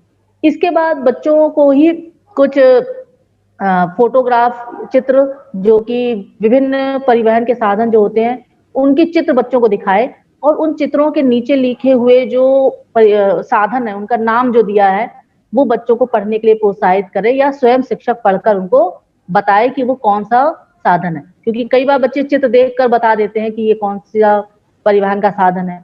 तो जो जानते हैं वो तो ठीक है, इसके अलावा पढ़ के भी शिक्षक को बताना चाहिए। इसके बाद अगले 30 मिनट जो है, वो है संख्यात्मक गतिविधि, अर्थात शिक्षक और बच्चों द्वारा ये संख्यात्मक गतिविधि की जाएगी। इसके लिए करने का तरीका ये है कि बच्चों को बहुत सारे जो परिवहन के साधन हैं, उनके चित्र वगैरह बच्चों को प्रोवाइड कराएँ और बच्चों को उनको वर्गीकृत करने के लिए कहें। वर्गीकृत करने का कोई भी आधार हो सकता है कि जो हमने परिवहन के साधन आप देख रहे हो बच्चों, उसमें कौन से ऐसे परिवहन के साधन हैं जो कि सड़क परिवहन में काम आते हैं या कुछ वायु परिवहन के हैं या जल परिवहन के हैं। तो इन 3 कैटेगरी के आधार पे बच्चे क्या करें, उन परिवहन के साधनों को वर्गीकृत करें। तो एक प्रकार से उनका जो तार्किक बुद्धि है उसको वो इस्तेमाल करेंगे और उसको वर्गीकृत करने का कार्य करेंगे। वर्गीकरण करने के आधार दूसरे भी हो सकते हैं, जैसे कि जो वाहन है वो किस प्रकार से चलता है, क्या पहियों के द्वारा चल रहा है या इसमें कोई मोटर के द्वारा चल रहा है या किसी मनुष्य द्वारा इसको चलाया जा रहा है, खींचा जा रहा है। तो इस आधार पे कई तरीकों से वो परिवहन के उन अलग-अलग साधनों को क्या करेंगे, वर्गीकृत करेंगे, जो कि उनमें संख्यात्मक कौशल को विकसित करेगा। इसके बाद अगली जो गतिविधि है जो कि 30 मिनट की होगी वो है लिखने की तैयारी, क्योंकि यहाँ पर हमने बच्चों को कुछ एक्टिविटी करा दी, अब बात आती है लिखने की। तो लिखने के लिए बच्चों की कलात्मक कौशल का भी विकास हम कर सकते हैं। बच्चों को उनकी पसंद का बोल दें कि वो जिस भी वाहन को पसंद करते हैं, उस वाहन का क्या करें, चित्र बनाएँ और उसमें अपने मनपसंद रंग भरें और ये भी बताएँ कि ये वाहन उन्होंने क्यों चुना, उसके बारे में वो कुछ बताते हैं तो उसको अवश्य रूप से हम शिक्षक नोट भी करता जाए। तो इस तरीके से बच्चे को ये अवश्य लगेगा कि उसकी बातों को बहुत ही ध्यानपूर्वक सुना जा रहा है, उसके जिस साधन को वो बता रहा है उसको महत्व दिया जा रहा है। अगले 30 मिनट में बच्चों का हाथ धोना, नाश्ता करना, ये सारी चीज़ों के लिए एक प्रकार से लंच ब्रेक रहेगा उनका 40 मिनट का, जिसमें वो अपना ब्रेकफ़ास्ट लें और हाथों को अच्छे से साफ करने का भी 10 मिनट अलग से दिया गया है, ताकि बच्चों को साफ-सफाई के लिए पर्याप्त समय मिले और वो उसकी उपयोगिता को भी समझें। इसके बाद जब पुनः क्लास आपका जो गतिविधि चालू होगी वो 30 मिनट की रहेगी, जिसमें बच्चों को बाहर खेलने के लिए यानी ग्राउंड में खेलने के लिए प्रोत्साहित किया जाएगा। बच्चे अपने तरीके से खेले-कूदे, जैसा उन्हें खेलना है, दौड़ना है, भागना है। रेत है तो बच्चे रेत पे बहुत फिसलना पसंद करते हैं। कुल मिला के उनको रुचि के हिसाब से उनको रोका-टोका ना जाए, वो अपने हिसाब से जैसा खेलना पसंद करते हैं, वो उस गतिविधि को करें। और कुछ खेलों में शिक्षक भी निर्देशित कर सकते हैं कि कब किसको कैसी बारी आएगी, जिससे बच्चों में कहा जाए कि धैर्यपूर्वक रुकना और अपनी बारी की प्रतीक्षा करने का जो गुण है, वो क्या होता है, विकसित होता है। तो इस तरीके से ये 30 मिनट का जो समय है, इसके बाद जो अगला 30 मिनट है वो कहानी बनाना। ये एक शिक्षक निर्देशित गतिविधि है। कहानी बनाने से तात्पर्य यहाँ ये है कि जो शिक्षक है, वो विभिन्न प्रकार के वाहनों की आवाज़ निकाल सकते हैं यदि अगर उनके लिए संभव है तो, या फिर वो ऑडियो के माध्यम से भी सुना सकते हैं विभिन्न प्रकार के वाहनों की आवाज़। तो बच्चे उन वाहनों की आवाज़ को अगर सुने हैं, तो वो उसको बताएँगे। तो उनका एक सुनने का जो कौशल है, वो भी क्या होगा, इस क्रियाविधि से विकसित होता है। इसी तरीके से एक काल्पनिक कहानी भी शिक्षक बता सकते हैं कि मैं ट्रेन के द्वारा कहीं जा रहा था, तो मुझे मेरे साथ ऐसा हुआ। मतलब एक ऐसी कहानी बता सकते हैं जिसमें परिवहन के किसी साधन का उपयोग किया उन्होंने और बच्चों से स्वयं कहानी में आगे क्या हो सकता है, ऐसा कुछ संकेत दे करके कहानी को आगे पूर्ण करना है, जिससे बच्चों में एक क्रिएटिविटी जनरेट होती है कि आगे-आगे ऐसा भी हो सकता है। तो ये भी एक कहा जाए कि उनमें रचनात्मक कौशल और एक क्रिटिकल थिंकिंग जो है वो डेवलप होती है। इसके बाद जो लास्ट के 30 मिनट है वो है गुड बाय सर्कल, जिसको कहा गया है। ये भी एक बड़े समूह की गतिविधि है जो कि शिक्षक कर सकते हैं। इसमें बच्चों को समूह में बैठाकर अब दिन भर की जो गतिविधि है उस पर थोड़ा चर्चा कर सकते हैं कि बच्चों आज आपने क्या सीखा, आज आपको कौन सी गतिविधि सबसे अच्छी लगी और क्यों लगी, और क्या आप आगे भी ऐसा करना चाहते हैं। तो इस तरीके से उनको उनसे बातें करके उनके कहा जाए कि फीडबैक टाइप का हम आखिरी के 30 मिनट में बच्चों से ले सकते हैं। तो इन चीज़ों के बारे में या एक टाइम टेबल हम लोग को एक सजेशन के तौर पे दिया गया है एक टॉपिक को लेकर, वैसा ही टाइम टेबल पूर्व प्राथमिक शिक्षक को भी अपनी किसी गतिविधि को संचालित करने के लिए वो उसको कहा जाए अमल में ला सकता है। जी सर। प्रत्येक चर्चा में हम ये देख रहे हैं कि रेडीनेस पे फोकस बहुत है। तो शिवा जी, छोटे बच्चों के शुरुआती पढ़ना लिखना और गणित अर्थात प्रारंभिक साक्षरता और संख्यात्मकता बोध की हम बात करें तो इनकी तैयारी आखिर क्या है? जैसा अभी आपने कहा कि छोटे बच्चों के लिए पढ़ना लिखना, तो प्रारंभिक साक्षरता और संख्यात्मकता बोध, इसको सरल शब्दों में यही कहा जाएगा कि छोटे बच्चों के लिए शुरुआती पढ़ना और लिखना एक तरह से पढ़ना लिखने की तैयारी ही है, क्योंकि शुरुआती जो पढ़ना लिखना है वो जीवन की शुरुआत के साथ ही चलता रहता है और आगे जाके ये प्राथमिक विद्यालय या उसकी आगे की जो कक्षाओं में ये संबंधित होकर बढ़ता और विकसित होता रहता है।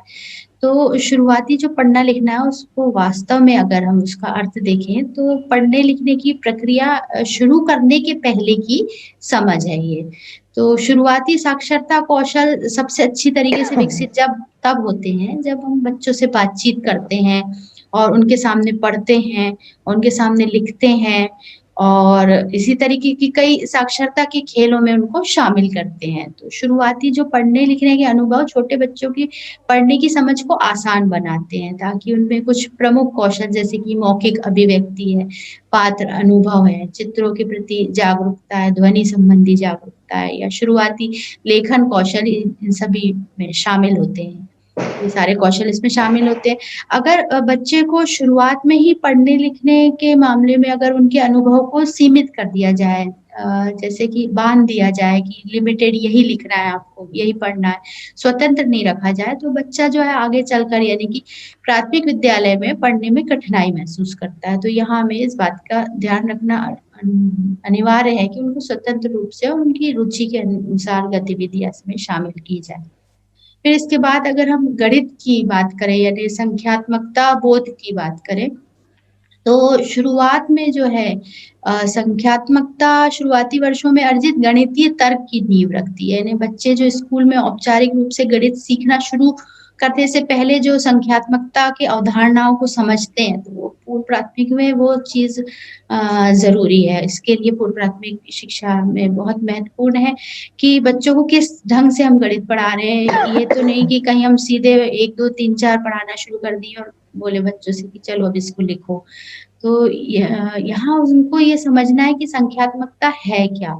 उसको किस तरीके से हम किन गतिविधियाँ या किन साधनों द्वारा हम उनको प्रस्तुत कर सकते हैं कि बच्चे उसमें जो विभिन्न कौशल हैं उसके सीख पाएँ, जैसे वर्गीकरण करना, छाँटना, पैटर्न बनाना या संख्याओं से संबंधित समस्याओं को हल करना या गिनती करना या छू कर गिनती करना। इन सब जो है संख्या की समझ है और मापना, ये सब इसमें शामिल है। तो ये सारे कौशल उनमें विकसित होना अनिवार्य है। तो अगर हम इसमें देखें कि हम ऐसे वातावरण उनको गणित की समझ के लिए बच्चों को उनके वातावरण में कई चीज़ें अवलोकन करके वो सीख सकते हैं। चीज़ों को व्यवस्थित करके वो सीख सकते हैं। साथ ही तर्क द्वारा उनका ध्यान केंद्रित करके और विचारों को जोड़ने और मौलिक रूप से चिंतन करने में मदद करता है, जिसे तर्क रूप चिंतन भी कहा जाता है। तो बच्चों को जिन शुरुआती वर्षों में पढ़ने लिखने और संख्या बोध की जो तैयारी का परिचय दिया जाता है, तो वो बच्चे बहुत ही अच्छे पाठक बन जाते हैं, क्योंकि वो इन कौशलों का उचित उपयोग कर पाते हैं और स्वतंत्र रूप से समस्याओं का विश्लेषण और समाधान भी कर पाते हैं।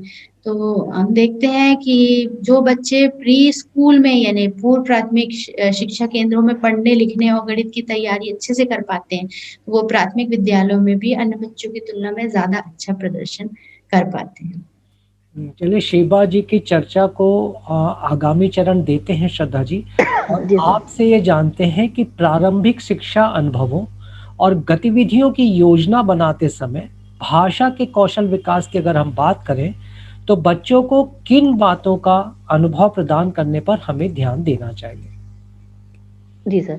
जैसे प्रारंभिक स्तर पर साक्षरता अनुभव बच्चों को देना बहुत आवश्यक है और इसके लिए कुछ गतिविधियाँ हमें निश्चित रूप से ऐसी प्लान करनी चाहिए जो कि उनके साक्षरता का जो प्रारंभिक चरण है उसको सबल प्रदान करे।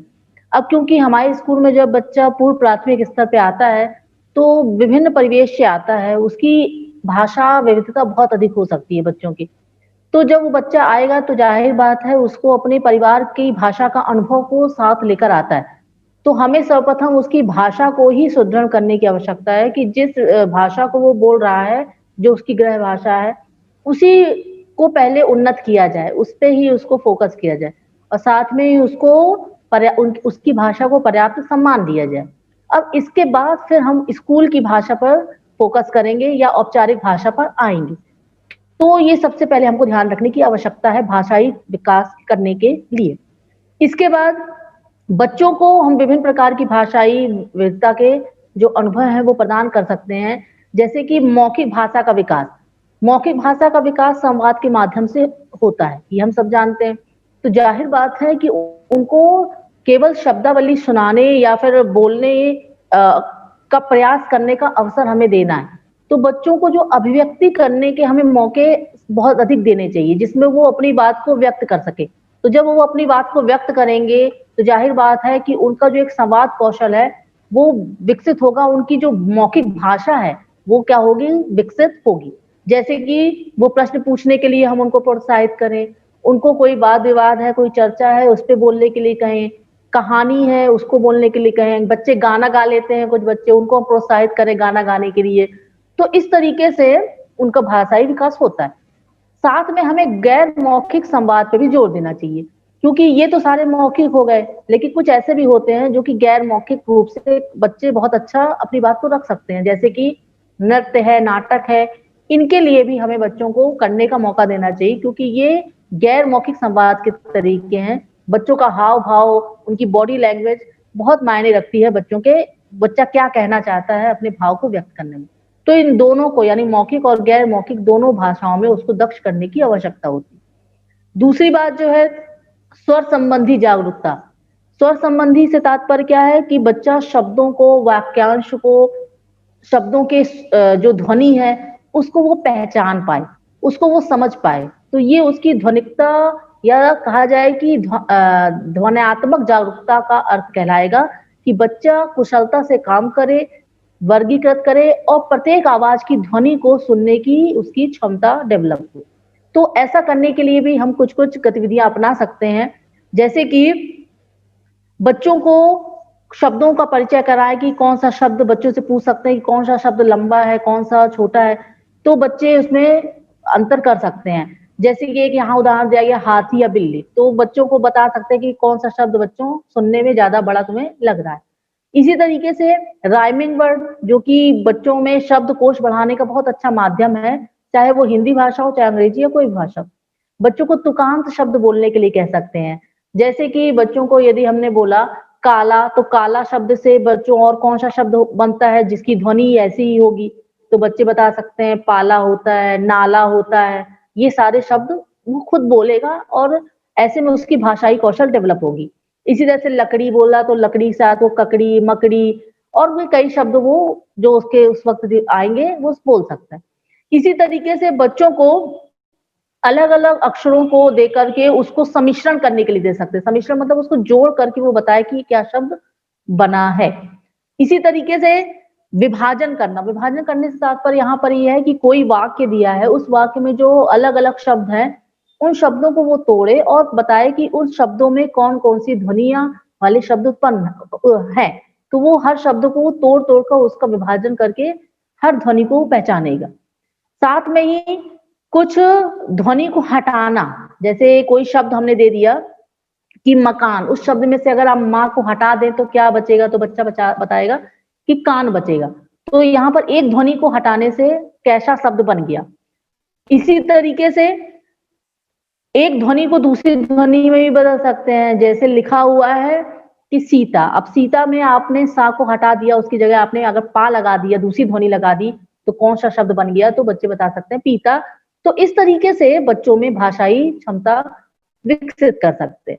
और भी कुछ हमें तरीके बताए गए हैं इसमें। इसके बाद अगला है शुरुआती साक्षरता और लेखन के लिए मुद्रण प्रिंट के बारे में जागरूकता। क्योंकि बच्चों को कहा जाए कि रुचिपूर्ण वातावरण डेवलप करने के लिए जरूरी है कि स्कूल में या जो भी हमारा सेंटर, वहां पर एक प्रिंट समृद्ध वातावरण बनाया जाए। बच्चे जब देखें तो उसको जानने के लिए उनको इच्छा, अंदर से इच्छा उत्पन्न हो, उनके लिए रुचिपूर्ण वातावरण बने। जैसे कि जो विभिन्न अक्षर हैं, विभिन्न शब्द हैं, अंक हैं, उनको चार्ट के माध्यम से या प्रिंट माध्यम उनके लिए उपलब्ध कराया जाए, जिससे वो कहा जाए कि उसको उनके लिए कहा जाए कि एक जीवंत वातावरण निर्मित हो जाएगा, जिसमें वो सीखने के लिए निश्चित रूप से ललायित होंगे।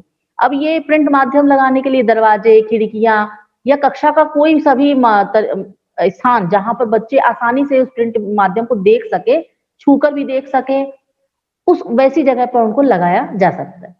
इसके बाद है आयु उपयुक्त विभिन्न पुस्तकें देना। निश्चित तौर पे इस उम्र का बच्चा पढ़ना नहीं जान पाता या पढ़ नहीं सकता, लेकिन अगर उसको हम किताबें दे रहे हैं उसकी उम्र के अनुसार, तो उन किताबों को वो खोलेगा, पलटाएगा, तो एक किताबों के प्रति उसकी जो पूर्व समझ है, जैसे मैडम कह रही है कि हमें यहाँ पढ़ाना नहीं, बच्चों को पढ़ने के लिए तैयार करना है, तो जो बाद में वो किताबें पढ़ेगा, उन किताबों का प्रारंभिक परिचय उसको हमें देना बहुत आवश्यक है। वो जान पाएगा कि किताबों में पृष्ठ क्या क्या तात्पर्य है, या पेज को जब पलटाएगा तो विभिन्न उसको चित्र देखने को मिलेंगे। साथ ही किताब को पढ़ा कैसे जाता है कि बाएं से दाएं और ऊपर से नीचे, उसका कवर पृष्ठ कैसा होता है, क्या होता है। तो ये जो एक अनुभव है, उनको आगे की कक्षाओं में कहा जाए कि बहुत ही सहायता करेगा।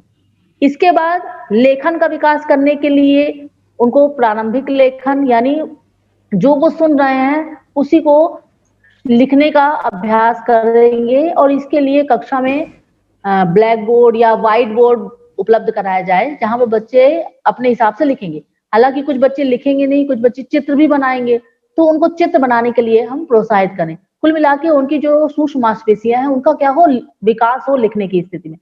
इसके बाद स्वतंत्र लेखन करने के लिए भी हम उनको उत्साहित कर सकते हैं, जैसा कि मैंने अभी बताया।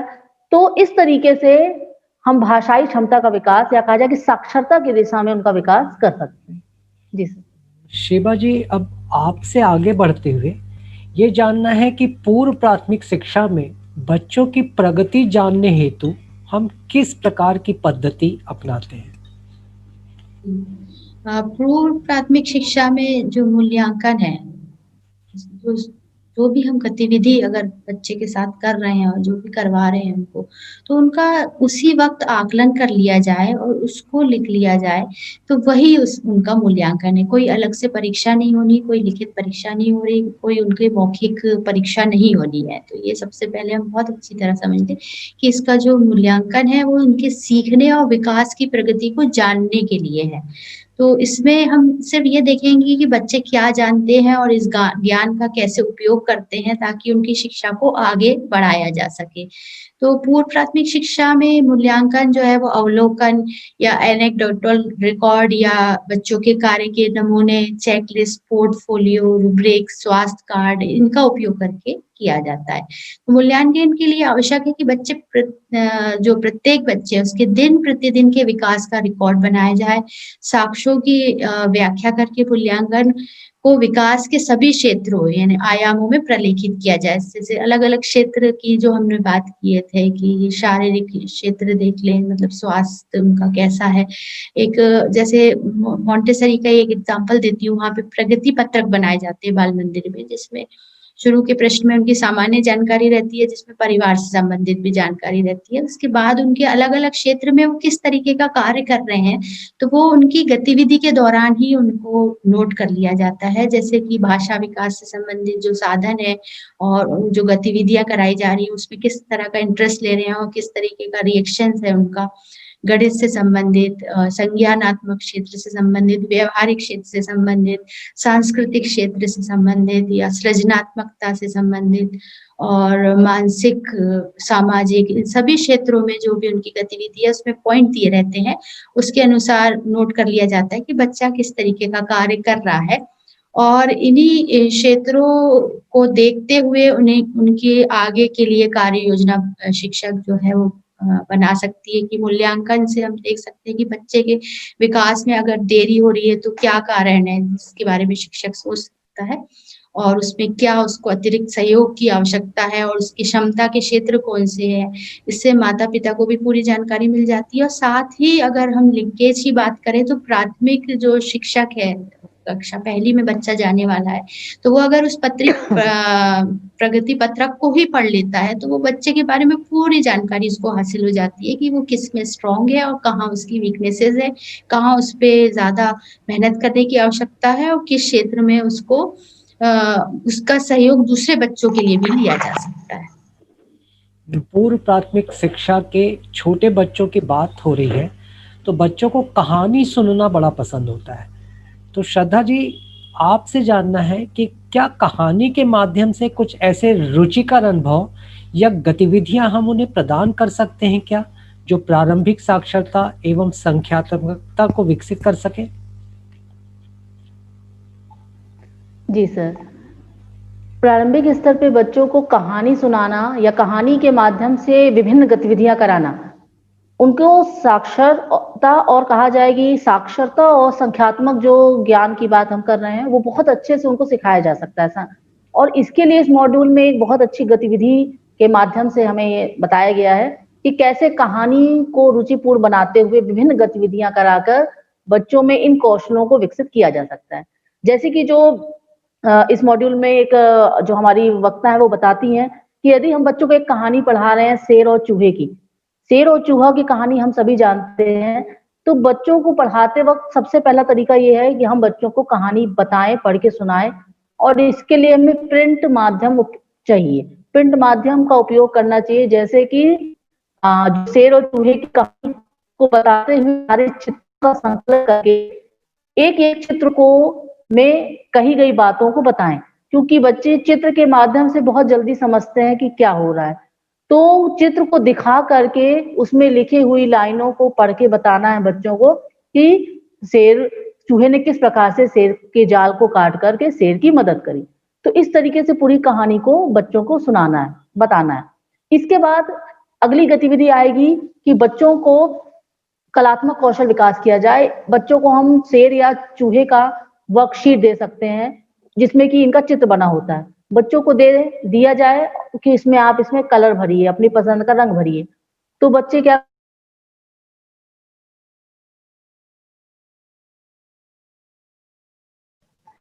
हाँ, तो बच्चे करेंगे दी गई वर्कशीट पे अपनी पसंद का रंग भरेंगे। ऐसा करने से क्या होगा कि जो उनकी मांसपेशियाँ हैं, सूक्ष्म मांसपेशियाँ वो विकसित होंगी जब वो रंग भरेंगे अपने पसंद का। इसके बाद अगली गतिविधि क्या है कि बच्चों को एक वर्कशीट दी गई जिसमें कि चूहों के कई सारे चूहे बने हुए थे। अब बच्चों से पूछा जा रहा है कि आप बताएं कि कितने चूहे हैं, तो बच्चे क्या करते हैं उनको नंबर बाय नंबर गिनते हैं। तो जब वो गिनना शुरू करते हैं तो जाहिर है उनमें संख्यात्मक कौशल का विकास होता है। वो 1 2 3 4 या 5 करके पूरे चूहों की संख्या को गिनते हैं। इसको थोड़ा और मजेदार बनाया जा सकता है कि प्रत्येक चूहे के बगल में कुछ रंग की डिब्बियां रखी गई।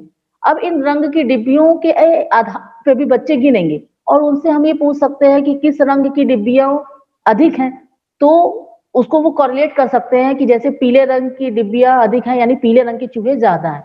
इसी तरीके से किसके कम है, तो बच्चों में रंगों की जो समझ है उसका भी कौशल इस गतिविधि के माध्यम से कराया जा सकता है। तीसरी गतिविधि जो बता करी गई है इसमें कि जो शेर है उसके विभिन्न चित्र बच्चों को दिखाए गए, कार्ड दिए गए जिसमें शेर के विभिन्न चित्र बने हुए हैं, अलग अलग कार्ड। अब बच्चों को वर्गीकरण करने के लिए कहा जा रहा है जिसमें बच्चे विभिन्न गुणों के आधार पर उन चित्रों का वर्गीकरण करेंगे। जैसे एक वर्गीकरण का आधार है कि शेर का आकार कैसा है, शेर का आकार त्रिकोना है या गोल है या चौकोर है, उसके आधार पे बच्चे उसको डिवाइड करेंगे। जब बच्चे डिवाइड कर लें तो हमें उनसे पूछना चाहिए कि आपने ये किस आधार पे किया है, कैसे आपको समझ में आया कि ये अलग है। तो ऐसे क्वेश्चन हम करें जिससे उनका तार्किक कौशल जो है वो विकसित होगा। अब ये तो मैंने एक उदाहरण बताया, और भी तरीके हो सकते हैं इसको वर्गीकरण करने के। तो हमें बच्चों को स्वयं मौका देना है कि वो अपने मन से उसको वर्गीकृत करें, और जब वो वर्गीकृत कर लें, उनको अलग-अलग कर लें, तो उनसे उसका कारण पूछें कि वो किस आधार पे उन्होंने ऐसा किया। इसके बाद अगली गतिविधि जो है, वो है उनकी लिखने की गतिविधि। लिखने की गतिविधि से तात्पर्य ये है कि बच्चों को जैसे हम कई बार देखते हैं भूल-भुलैया जिसको हम कहते हैं, पेपर वगैरह में भी हमारे आती है, तो बच्चों को ऐसी वर्कशीट दी जाए जिसमें कि शेर दिख रहा था और चूहा है। अब बच्चों को कहानी के माध्यम से हम समझाएँ कि ये शेर को चूहे के पास पहुँचना है, लेकिन इसको रास्ता समझ में नहीं आ रहा है, तो आप इसके लिए रास्ता खोजिए। तो बच्चा धीरे-धीरे वो रास्ता खोजने का काम करेगा, तो उसका एक मानसिक जो क्षमता है, वो भी क्या होगी, विकसित होगी, और इस गेम में उसको बहुत आनंद भी आएगा। इस तरीके से हम और भी गतिविधि करा सकते हैं, जैसे कि बच्चों से क्योंकि ये कहानी जाल में फँसने पर आधारित है, तो बच्चों से एक कहा जाए एक टोकनी बना कर के उसपे जाल फँसा दिया गया और उसपे कुछ खिलौने, कुछ फल, सब्जियाँ रख दी गईं, और बच्चों से ये कहा जाए कि आप अपनी पसंद की कोई भी चीज़ को निकालिए। इससे ये भी पता चलेगा कि बच्चे की रुचि किस चीज़ में है। वो किस प्रकार के खिलौने उठाता है, फल उठाता है, सब्ज़ी उठाता है, तो उससे उसकी रुचि का भी पता चलता है। और जब वो उसको निकालेगा, तब उसको इस बात का अनुभव होगा कि शेर को भी जाल में फँसा था, तो उसको कैसे चूहे ने काट कर निकाला था। तो इस तरीके से उनकी जो हाथों का जो मांसपेशियाँ हैं, वो भी बच्चे की क्या होंगी, विकसित होंगी। साथ में हम बच्चों से लयात्मक शब्द यानी राइमिंग वर्ड से संबंधित भी कार्य करें। जैसे हमने पूछा कि बच्चा शेर किसमें फँस गया था, तो बच्चे बताएँगे कि जाल में फँस गया था। अब आप बताइए बच्चों की जाल से जाल जैसा ही कोई और शब्द बोलिए तो बच्चे बता सकते हैं कि काल है, लाल है, टाल है, तो ये सारे शब्द बता सकते हैं। तो इसी तरीके से पूरी कहानी में आए हुए बहुत से शब्दों को लेकर के हम तुकांत शब्द करके बच्चों का शब्द जो विज्ञान है, शब्द कौशल है, वो बढ़ा सकते हैं। तो ये कहानी के माध्यम से इतनी सारी गतिविधियाँ इस मॉड्यूल में जैसे बताई गई, उसी तरीके से हम अपनी भी कोई गतिविधि अपने टॉपिक को लेके बच्चों को करा सकते हैं। जी सर। शिवा जी, हमारी शिक्षा की वर्तमान महत्वपूर्ण आवश्यकता रिटेंशन के संबंध में आपसे एक प्रश्न है कि ट्रांजिशन के लिए पूर्व प्राथमिक कक्षा से प्राथमिक कक्षा में लिंकेज स्थापित करने की प्रक्रिया क्या हो सकती है? जी, जैसा कि हम सभी जानते हैं कि ये पूर्व प्राथमिक शिक्षा क्यों महत्वपूर्ण मानी गई है, वो प्राथमिक शिक्षा की पूर्व तैयारी है। तो यहाँ पे जो है वो ट्रांज़िशन जो है, रूपांतरण बहुत ही सुगम होना चाहिए। क्योंकि ये जो पूर्व प्राथमिक से जो प्राथमिक कक्षा तक का जो ट्रांज़िशन है, बच्चों के लिए भी बहुत बड़े और साथ ही माता-पिता के लिए भी बहुत ही बदलाव का समय है, बहुत ही महत्वपूर्ण समय है। ये रोमांचक भी हो सकता है और चुनौतीपूर्ण भी हो सकता है। यहाँ पे नया वातावरण या नई उम्मीद या नई बातचीत, साथ ही जो बच्चों के जो नए संबंध हैं, उसमें समायोजित करने के भरसक प्रयास किए जाते हैं। तो ये ट्रांज़िशन सुगम हो सके, इसके लिए पूर्व प्राथमिक और प्राथमिक विद्यालय के बीच स्थान, कार्यक्रम और प्रबंधन के आधार पे संयोजन स्थापित किया जाना बहुत अनिवार्य है। चलिए इस प्रक्रिया को हम समझते हैं। सबसे पहले तो ये अनिवार्य है कि जो प्राथमिक कक्षा का वातावरण है, कक्षा व्यवस्था है या समय सारणी और या दैनिक कार्यक्रम और पाठ्यक्रम है, शिक्षण शास्त्र है, ये सबको पूर्व प्राथमिक शिक्षा व्यवस्था या कार्यक्रम के अनुसार ही ढालने की आवश्यकता है। दूसरी बात ये है कि जो पूर्व प्राथमिक शिक्षा से संबंधित जो सीखने के प्रतिफल हैं, उसी से कक्षा 1 के सीखने के प्रतिफल को जोड़ा जाना ज़रूरी है। फिर इसके अलावा पूर्व प्राथमिक और कक्षा 1-2 के शिक्षकों का साथ में प्रशिक्षण आयोजित करने अनिवार्य है। तो इस तरीके से वो एक-दूसरे को समझने में भी उनको मदद मिलेगी और एक-दूसरे की प्रक्रियाओं को भी वो सीख पाएँगे, समझ पाएँगे। फिर इसमें बच्चों को बेहतर ढंग से समायोजित करने के लिए पूर्व प्राथमिक शिक्षा की तरह ही माता-पिता और पूरे परिवार को इस प्रक्रिया में शामिल करना अनिवार्य है, ताकि बच्चों के लिए ये प्रक्रिया जो है वो सरल रहे। साथ ही इसमें जो बदलाव है, वो एकदम अचानक नहीं होना चाहिए पूर्व प्राथमिक से प्राथमिक में जाने पे, क्योंकि बच्चों को ऐसा नहीं लगना चाहिए कि अरे हम कहाँ किस माहौल में आ गए। जब बहुत ही स्ट्रिक्ट माहौल है, बस पढ़ना, पढ़ना, पढ़ना, गतिविधियाँ सब खत्म और वो स्वतंत्र रूप से जो उनको मौके मिलते थे अपने क्षेत्र चुनने का और गतिविधि करने का, वो सब खत्म हो गया, बिल्कुल स्ट्रिक्ट माहौल हो गया, तो ऐसा नहीं। क्रमिक परिवर्तन होना चाहिए, धीरे-धीरे होना चाहिए। जैसे अगर पूर्व प्राथमिक का समय 4 घंटे है, तो कक्षा पहली में भी पहले 4 घंटे का ही समय रखा जाए, फिर धीरे-धीरे उसको आगे बढ़ाया जाए। फिर साथ ही पूर्व प्राथमिक और प्राथमिक के शिक्षकों के बीच में समन्वय और संवाद भी बने रहना चाहिए, ताकि वो बच्चों की पूर्व प्राथमिक से प्राथमिक के लिए सहजता से बच्चों को तैयार कर सके। फिर इसके साथ ही जैसे अभी मैंने पिछले उसमें भी कहा कि प्रगति पत्रक जो पूर्व प्राथमिक का रहता है, उसको प्राथमिक के शिक्षक अगर देख लें, तो उनको बच्चे को समझने में आसानी होगी। तो ये शिक्षक के लिए अनिवार्य है कि वो बच्चे का पोर्टफोलियो या मूल्यांकन की रिपोर्ट को देखे, ताकि वो बच्चे को अच्छी तरीके से समझ पाएँ। साथ ही बच्चों को भी कक्षा जो वो पूर्व प्राथमिक में रहते हैं, तो कक्षा 1-2 का भ्रमण कभी-कभी कराने ले जाना चाहिए, ताकि बच्चे समझ सकें कि वो नया कक्षा कैसी होती है, उसका वातावरण कैसे होता है और उनमें एक उत्सुकता बनी रहे प्राथमिक कक्षा में जाने के लिए। तो अगर इन सभी चरणों को अपनाया जाता है, तो निश्चित ही जो बच्चों का जो रूपांतरण है या लिंकेज स्थापित करने में हम सक्षम हो पाएँगे, सफल भी हो पाएँगे पूरी तरीके से।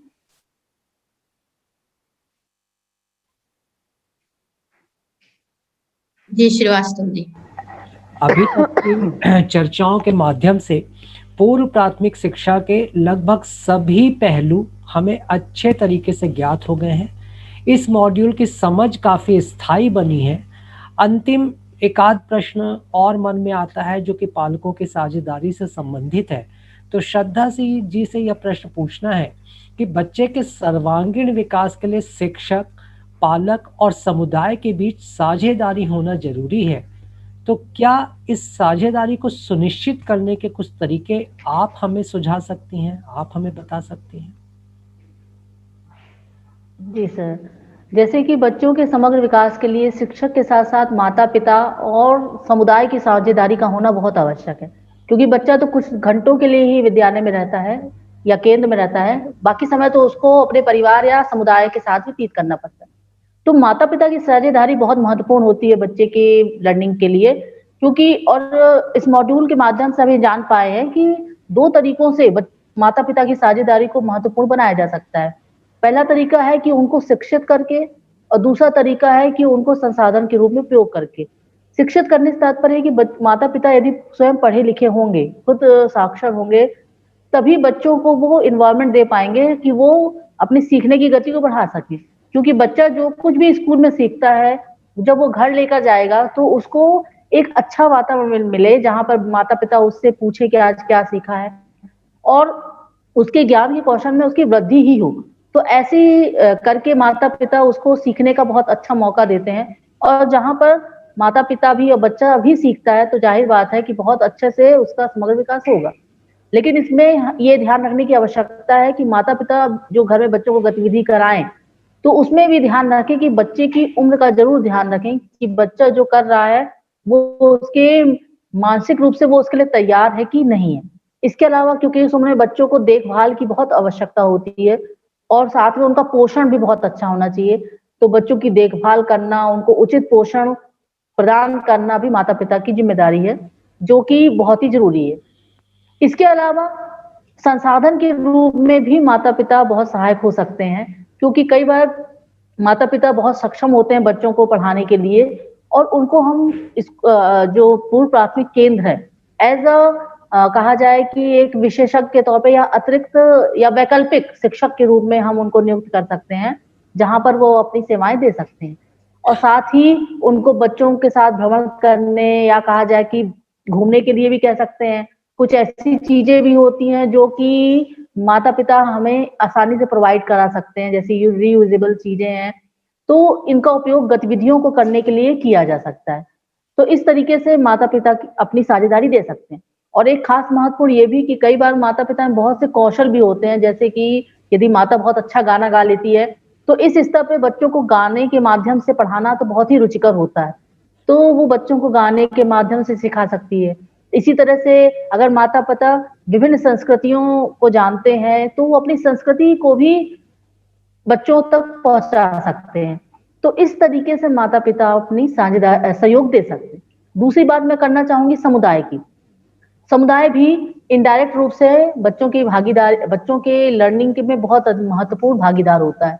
जैसे कि जो संस्था है उसको पेयजल की व्यवस्था कराना, ग्राउंड की व्यवस्था कराना, ये सारे काम एक समुदाय के लिए ही समुदाय की ही जिम्मेदारी बनती है।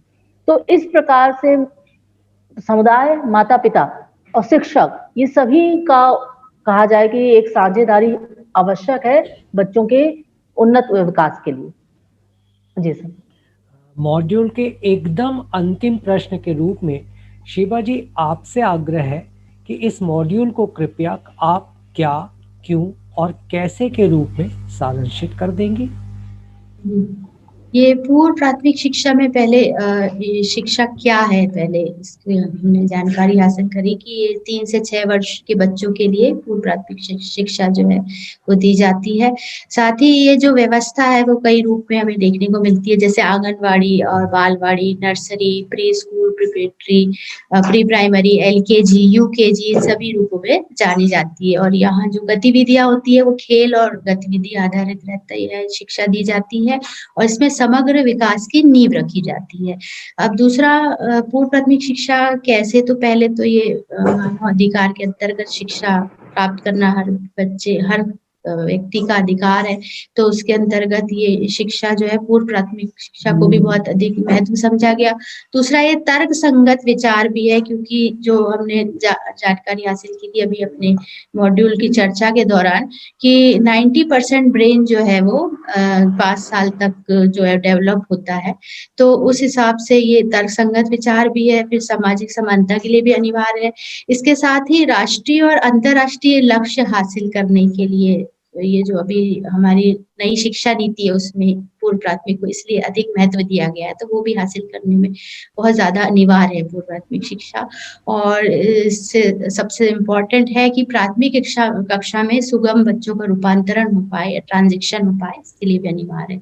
अब किस तरह की जाए, इसके लिए हमने कुछ गतिविधियां, कुछ प्रक्रियाएं हमने जानी थी, जैसे कि शारीरिक गतिविधियां हुई, सामाजिक भावनात्मक गतिविधियां, भाषा और प्रारंभिक साक्षरता से संबंधित गतिविधियां, रचनात्मक कला से संबंधित, फिर वैज्ञानिक सोच, तो ये सब पे हमने चर्चा की। इसके बाद अभी श्रद्धा मैडम ने जैसा कि बताया कि पूर्व प्राथमिक शिक्षा को प्रभावी बनाने के लिए माता पिता और समुदाय की सहभागिता भी बहुत ज्यादा अनिवार्य है।